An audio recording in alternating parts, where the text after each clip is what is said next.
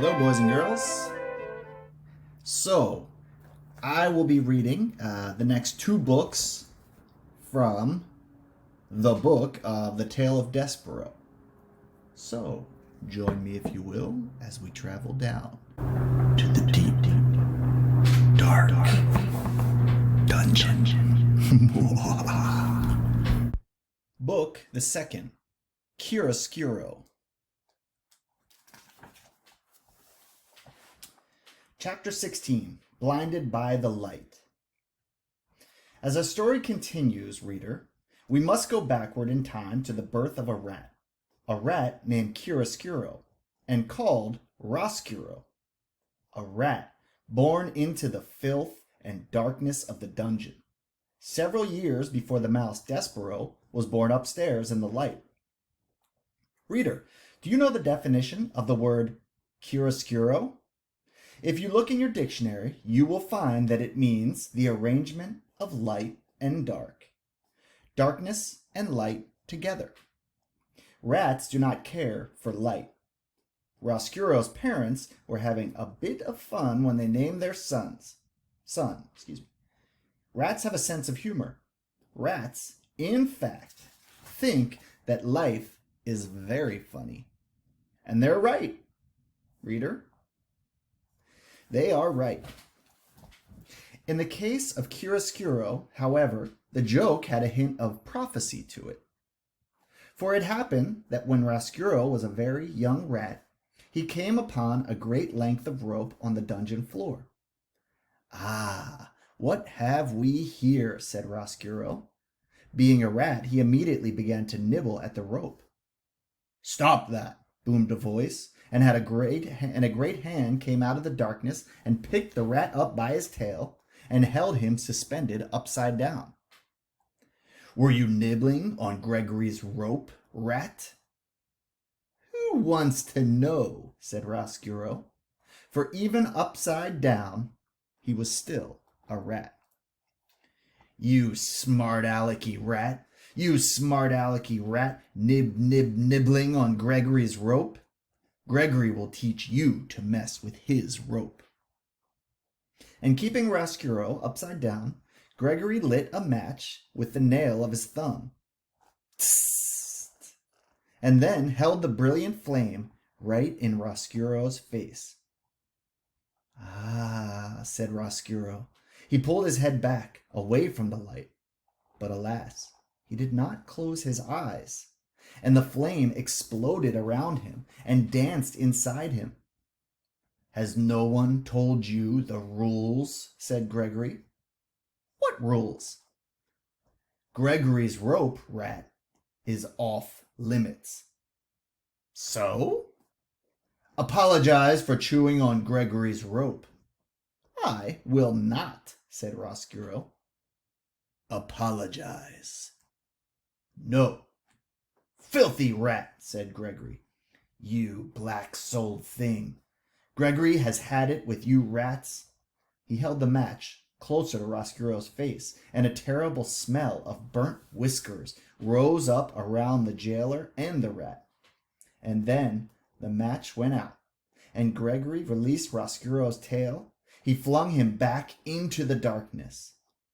"Do not ever touch Gregory's rope again, or you will be sorry." Roscuro sat on the dungeon floor. The whiskers on the left side of his face were gone. His heart was beating hard, and though the light from the match had disappeared, it danced still before the rat's eyes, even when he closed them. "Light," he said aloud, and then he whispered the word again. "Light." From that moment forward, Roscuro showed an abnormal, inordinate interest in illumination of all sorts. He was always, in the darkness of the dungeon, on the lookout for light.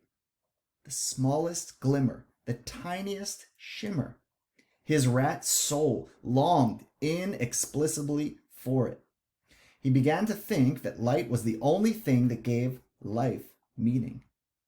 And he despaired that there was so little of it to be had. He finally voiced this sentiment to his friend, a very old, one-eared rat named Botticelli Rimorso.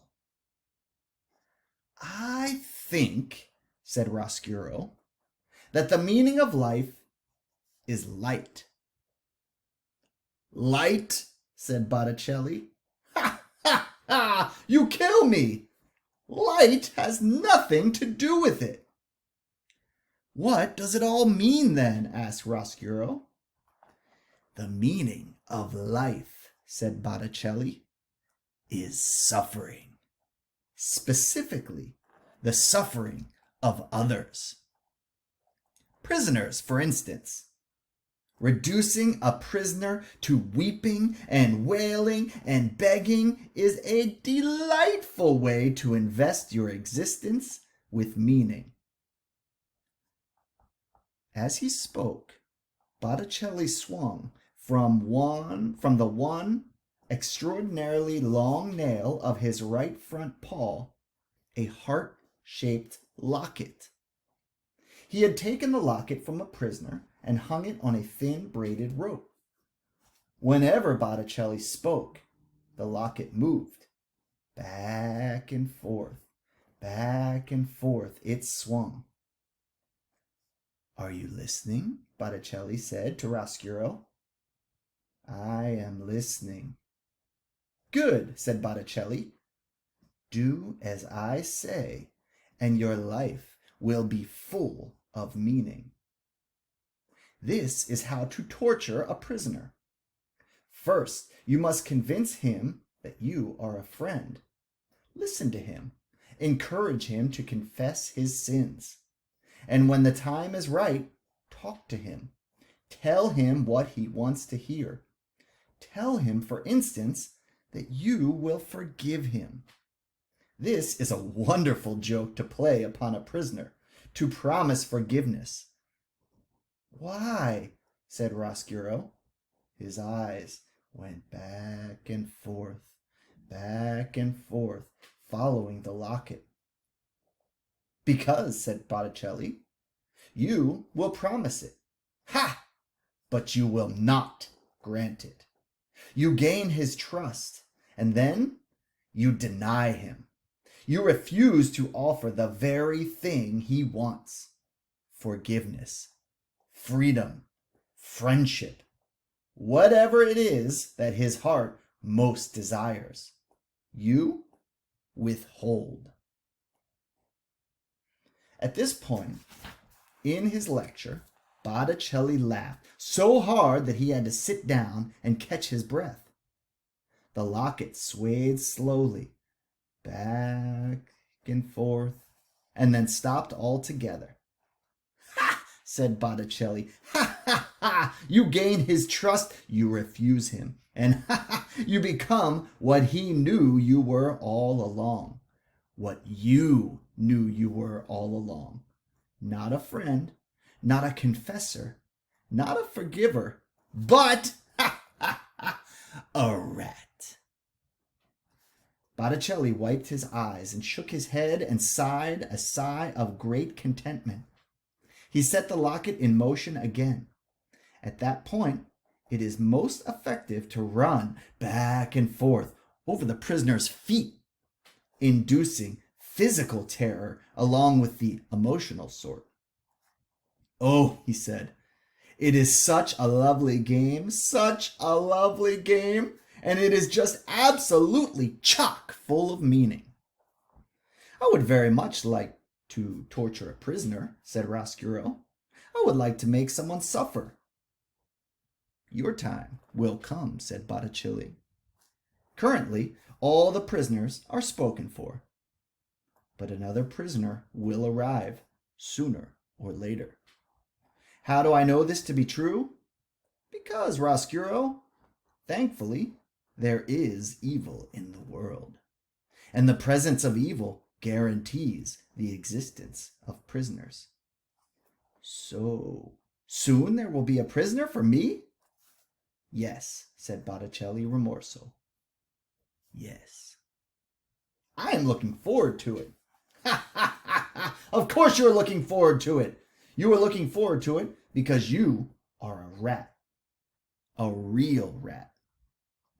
Yes, said Roscuro. I am a real rat. Concerned not at all with the light, said Botticelli. Concerned not at all with the light, repeated Roscuro. Botticelli laughed again and shook his head. The locket, suspended from the long nail on his paw, swung back and forth. Back and forth. You, my young friend, are a rat. Exactly. Yes. Evil. Prisoners. Rats. Suffering. It all fits together so neatly, so sweetly. Oh, it's a lovely world. A lovely, dark world.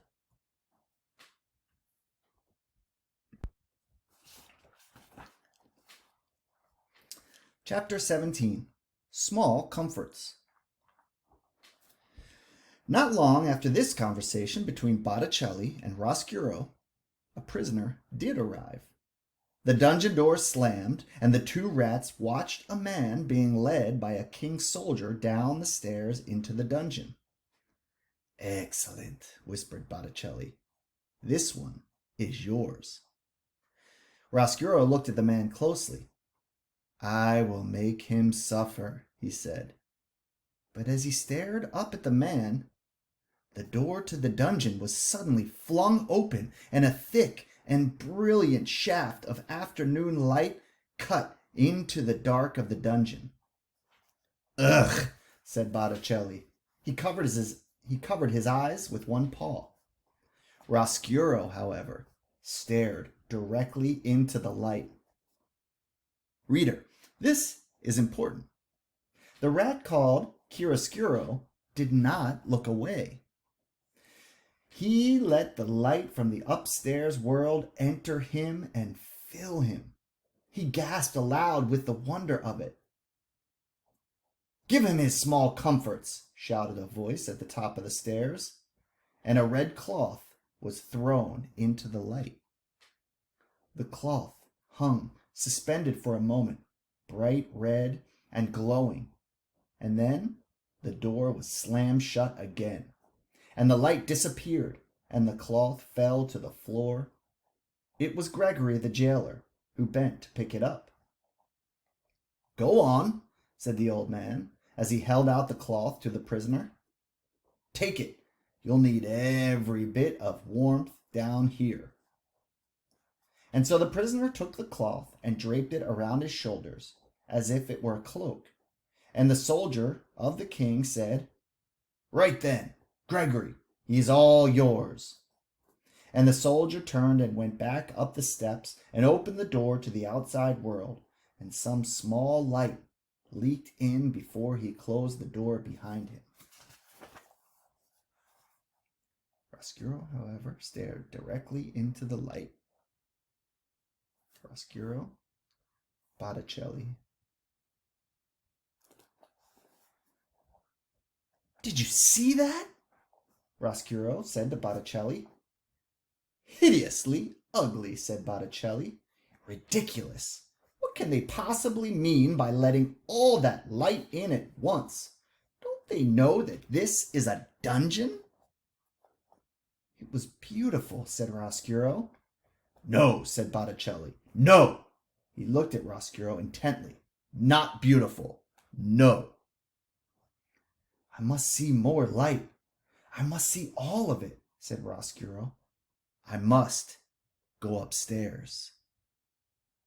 Botticelli sighed. Who cares about the light? Your obsession with it is tiresome. Listen, we are rats. We do not like light. We are about darkness. We are about suffering. But, said Roscuro, upstairs. No buts, said Botticelli. No buts. None. Rats do not go upstairs. Upstairs is the domain of mice. He took the locket from around his neck. What? He said, swinging it back and forth. Is this rope made of? Whiskers? The whiskers of whom? Mice? Exactly. And who lives upstairs? Mice. Exactly. Mice. Botticelli turned his head and spat on the floor. Mice are nothing but little packages of blood and bones, afraid of everything.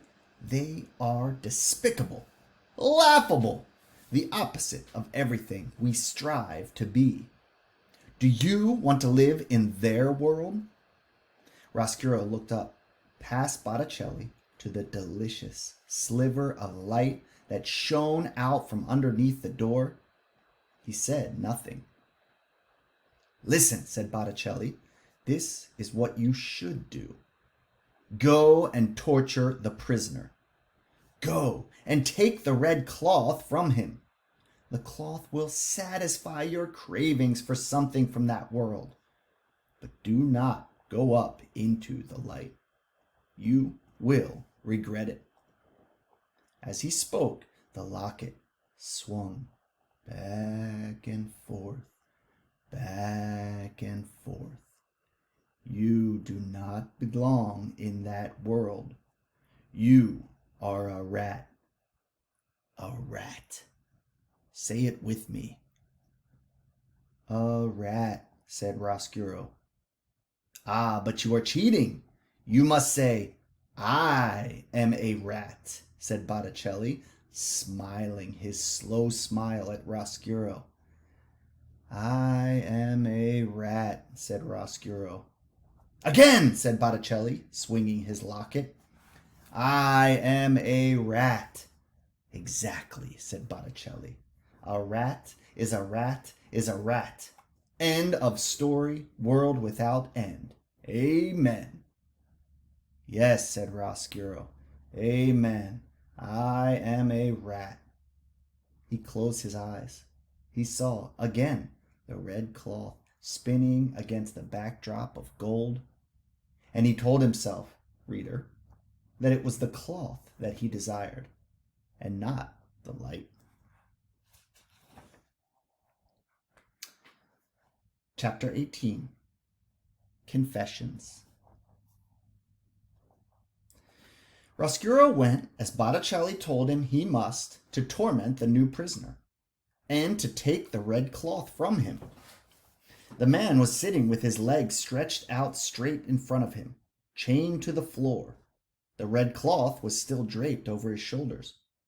Chiaroscuro squeezed through the bars and crept slowly over the damp, weeping stones of the cell floor. When he was close to the man, he said, Ah, welcome, welcome. We are delighted to have you. The man lit a match and looked at Chiaroscuro. Chiaroscuro stared longingly into the light. Go on, said the prisoner. He waved a hand in the direction of Chiaroscuro, and the match went out. You're nothing but a rat. I am, said Chiaroscuro. Exactly that. A rat.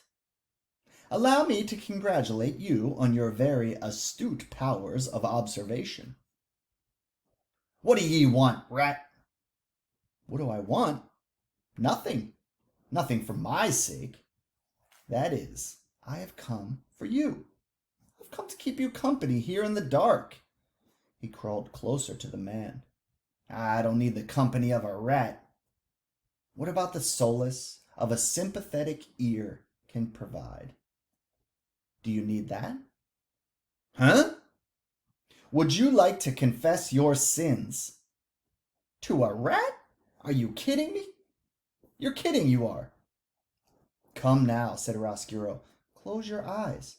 Pretend that I am not a rat. Pretend that I am nothing but a voice in the darkness. A voice that cares. The prisoner closed his eyes. All right, he said. I'll tell you. But I'm telling you because there ain't no point in not telling you. No point in keeping secrets from a dirty little rat.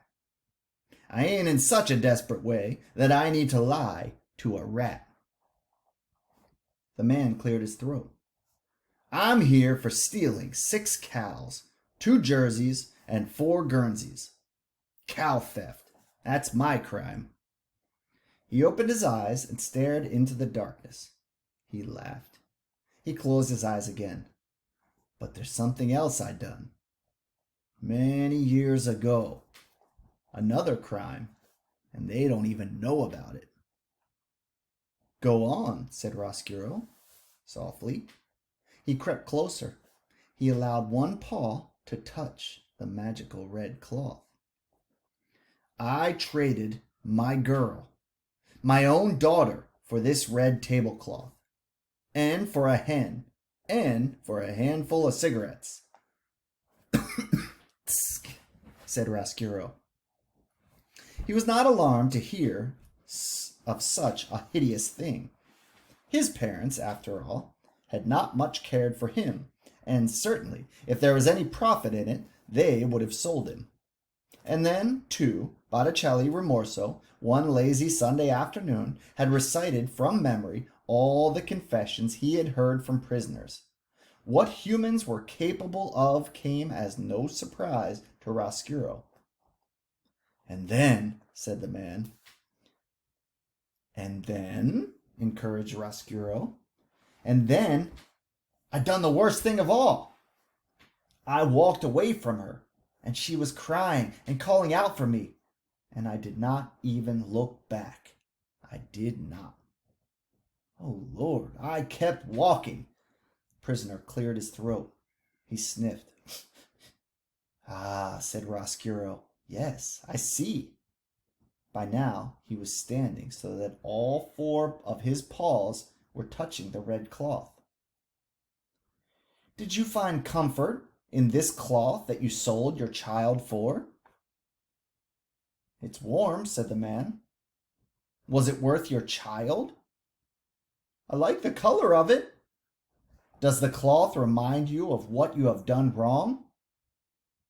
It does, the prisoner said. He sniffed. It does. Allow me to ease your burden, said Chiaroscuro. He stood on his hind legs and bowed at the waist. I will take this reminder of your sin from you, he said. The rat took hold of the tablecloth in his strong teeth and pulled it off the shoulders of the man. Hey, see here! I want that back!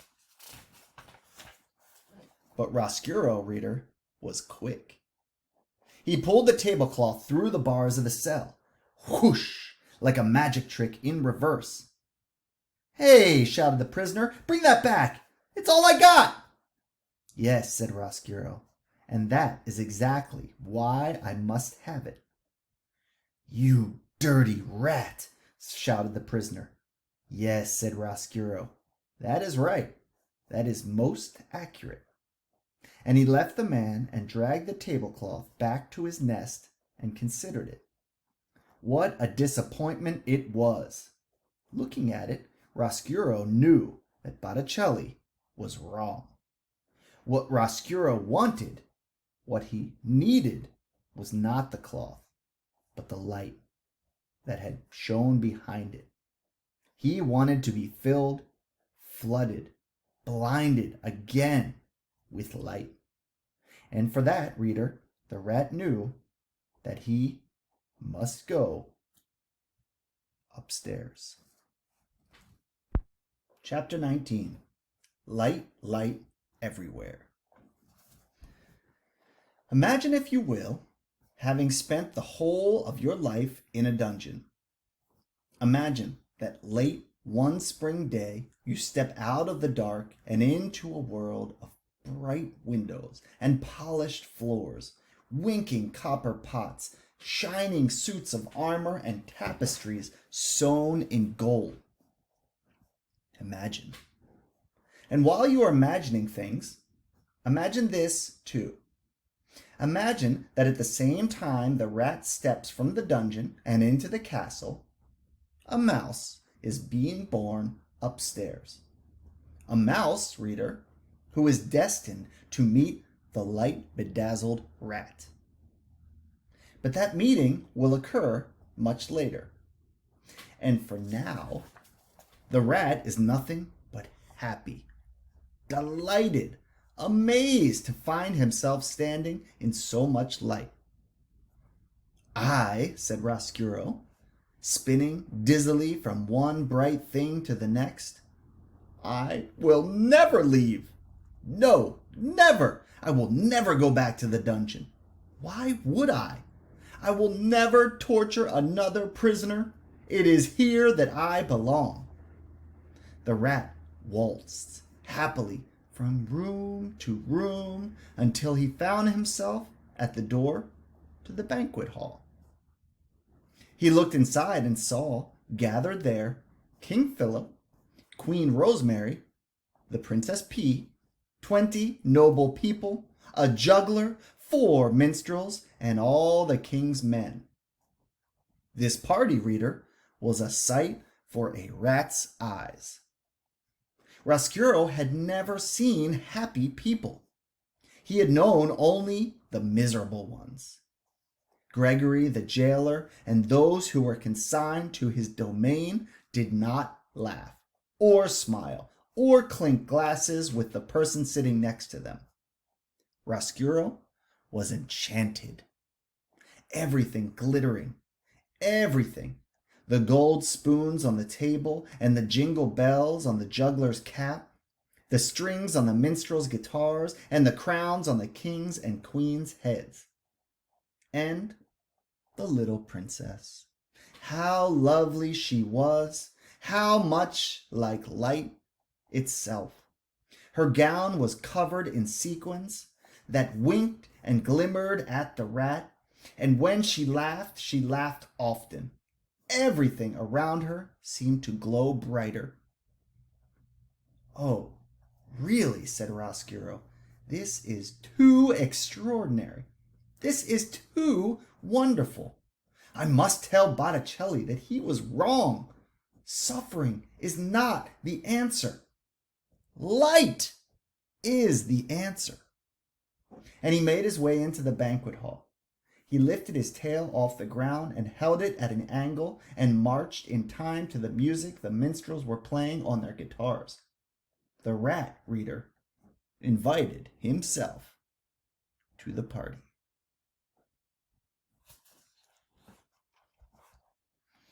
Chapter 20. A View from a Chandelier. There was in the banquet hall a most beautiful and ornate chandelier.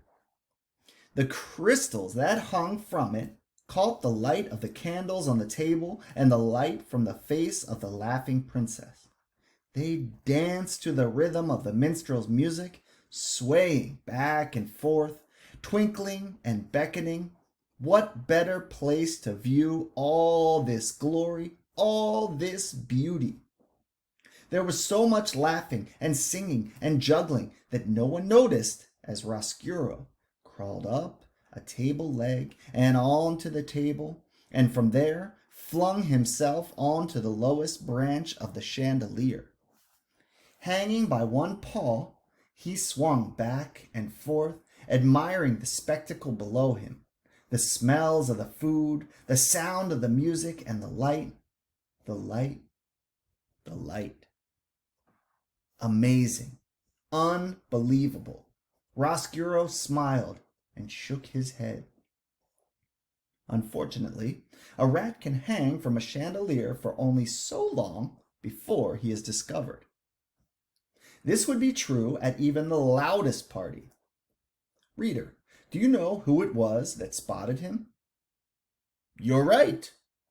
The sharp-eyed Princess P. "A rat!" she shouted. "A rat is hanging from the chandelier!" The party, as I have noticed, was loud. The minstrels were strumming and singing. The people were laughing and eating. The man with the jingle cap was juggling and jiggling. No one in the midst of all this merriment heard the P. No one except for Chiaroscuro. "Rat," He had never before been aware of what an ugly word it was.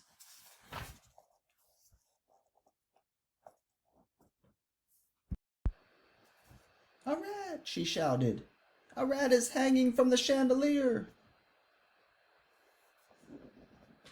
There's the Princess P. And the juggler juggling. That looks like the queen.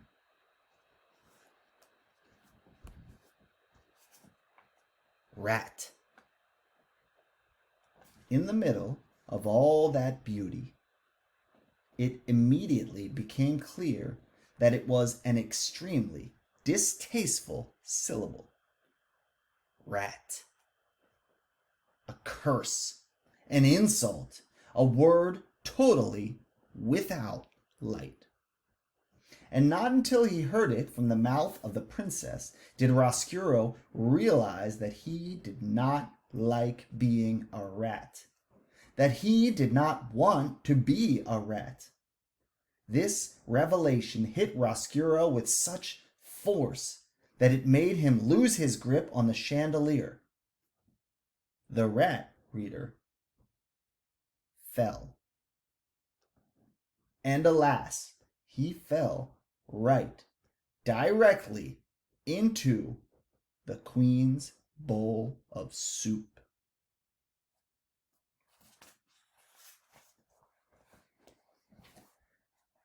Chapter 21. The Queen's Last Words. The Queen loved soup. She loved soup more than anything in the world except for the Princess P and the King. And because the Queen loved it, soup was served in the castle for every banquet, every lunch, and every dinner. And what soup it was! Cook's love and admiration for the Queen and her palate moved the broth that she concocted from the level of mere food to high art.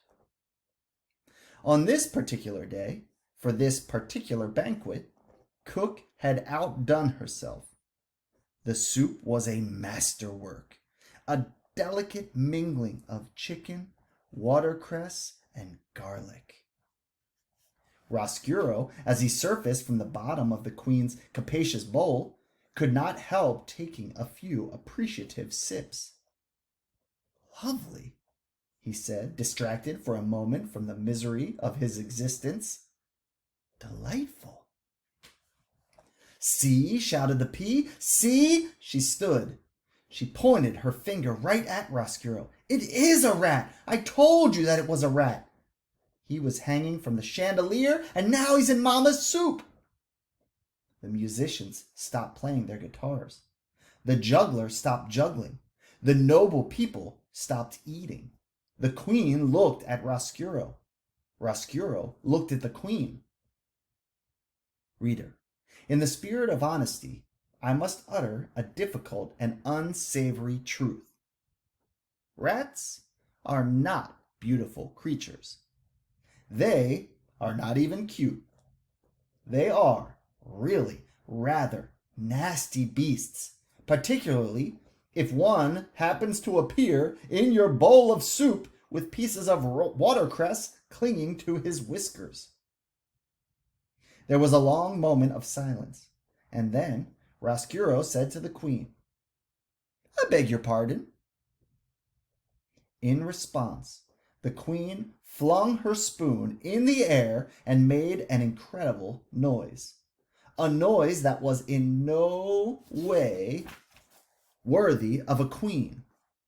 A noise somewhere between a neigh of a horse and the squeal of a pig. A noise that sounds something like this. Yank!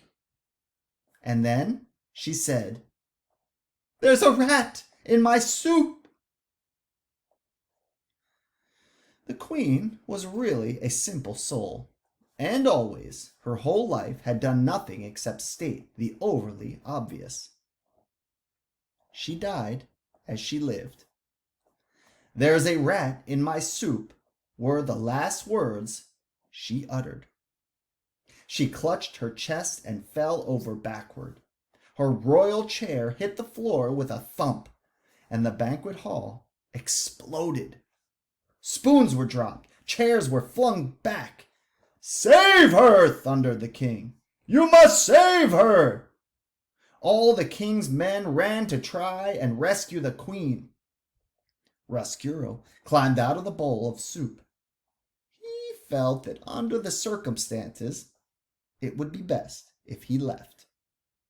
As he crawled across the tablecloth, he remembered the words of the prisoner in the dungeon, his regret that he did not look back at his daughter as he left her. And so, Chiaroscuro turned. He looked back, and he saw that the princess was glaring at him. Her eyes were filled with disgust and anger.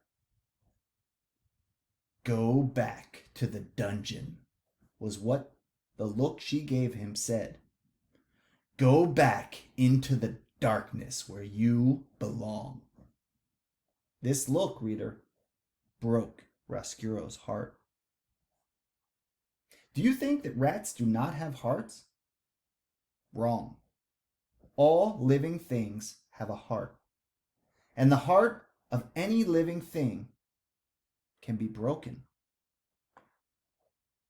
If the rat had not looked over his shoulder, perhaps his heart would not have broken. And it is possible then that I would not have a story to tell. But reader, he did look.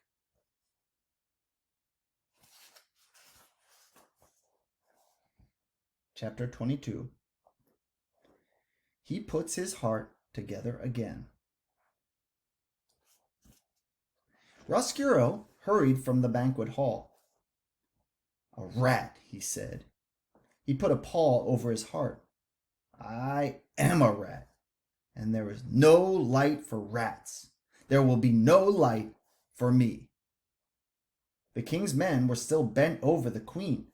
The king was still shouting, "Save her! Save her!" And the queen was still dead. Of course, when Chiaroscuro encountered the queen's royal soup spoon lying on the floor,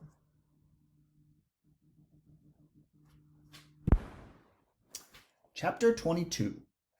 He puts his heart together again. Chiaroscuro hurried from the banquet hall. "A rat," he said.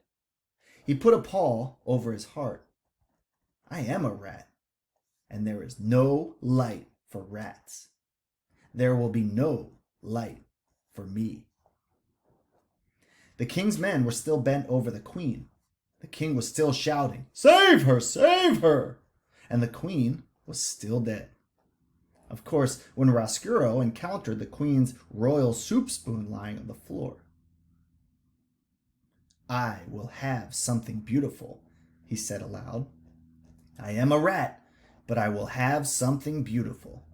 I will have a crown of my own." He picked up the spoon. He put it on his head.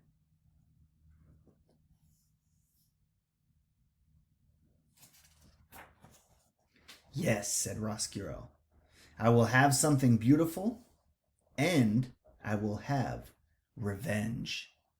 Both things, somehow." There are those hearts, reader, that never mend again once they are broken. Or, if they do mend, they heal themselves in a crooked and lopsided way, as if sewn together by a careless craftsman. Such was the fate of Chiaroscuro. His heart was broken. Picking up the spoon and placing it on his head, speaking of revenge, these things helped him to put his heart together again. But it was, alas, put together wrong. "Where is the rat?" shouted the king. "Find that rat!" "If you want me," muttered Chiaroscuro as he left the banquet hall, "I will be in the dungeon, in the darkness." Chapter 23. consequences. There were, of course, dire consequences of Roscuro's behavior. Every action, reader, no matter how small, has consequence. For instance, the young Roscuro gnawed on Gregory the jailer's rope, and because he gnawed on the rope, a match was lit in his face, and because a match was lit in his face, his soul was set afire. The rat's soul was set afire, and because of this, he journeyed upstairs, seeking the light. Upstairs in the banquet hall, the Princess P spotted him and called out the word rat, and because of this, Roscuro fell into the queen's soup. And because the rat fell into the queen's soup, the queen died. You can see, can't you, how everything is related to everything else. You can see quite clearly how every action has a consequence.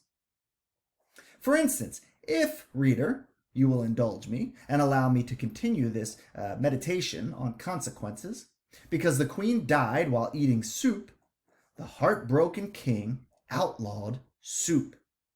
And because soup was outlawed, so were all the instruments involved in making and eating of soup.